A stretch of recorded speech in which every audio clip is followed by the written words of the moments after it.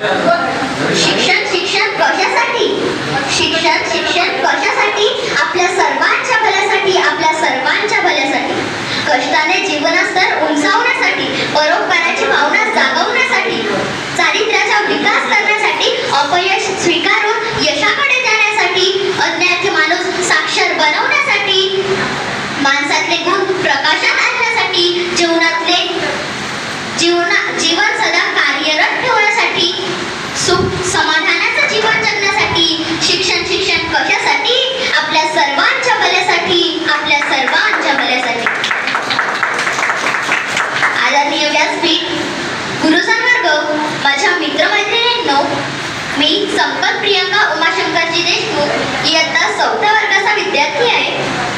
सर्वप्रथम सर्वांना महाराष्ट्र दिनाच्या खूप खूप शुभेच्छा. खरं तर पुस्तकानं मस्तक सुधारतं आणि सुधारलेलं मस्तक कुणासमोर हस्तक तर होतच नाही, पण लाचारीने कोणासमोर नतमस्तक सुद्धा होत नाही. पण शिक्षण एक असं माध्यम आहे ज्यातून माणसाचे पशुत्व दूर होऊन देवत्व जागृत होतं.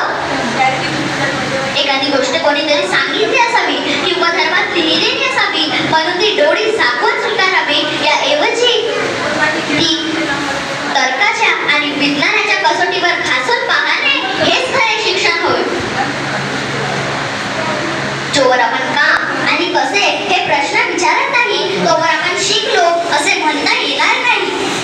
आणि म्हणूनच महात्मा फुले म्हणतात, विद्येविना नीती गेली, मतीविना नीती गेली, नीतीविना गती गेली, गतीविना विद्या गेले, आणि विद्येविना शुद्ध बसले.